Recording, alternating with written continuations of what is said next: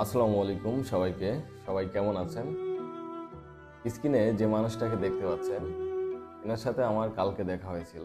তো এনাকে নিয়ে ছোট্ট একটা গল্প আছে, আপনাদের সাথে শেয়ার করি। কালকে সকালে আমি নাস্তা করতেছিলাম একটা হোটেলে।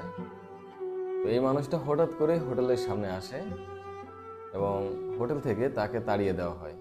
তো আমি পিছন থেকে ডাক দিই, বলছি শুনেন। আসলো আমার কাছে, আমি বলছি কি খাবেন? বলছে ভাত খাবো। আমি ঠিক আছে বসেন। তো আমি হোটেলে বললাম ভাত দেন। তো ভাত দেওয়ার পরে আমি তাকে জিজ্ঞাসা করলাম, আপনি ভাতের সাথে কি খাবেন? তো আমাকে বলল ডাল দেন, মরিচ দেন, আর একটা লেবু দেন। তো আমি হোটেলে বললাম, এগুলো দিল। তারপরে আমি তাকে জিজ্ঞাসা করলাম, আপনি এগুলোর সাথে কি খাবেন? মাছ, মাংস, ডিম বা সবজি? তো আমাকে বলল আমি আর কিছুই খাবো না। আমি তাকে অনেকবার রিকোয়েস্ট করলাম এবং হোটেল থেকেও সবাই তাকে রিকোয়েস্ট করলো, কিন্তু তিনি খাবার নিলেন না।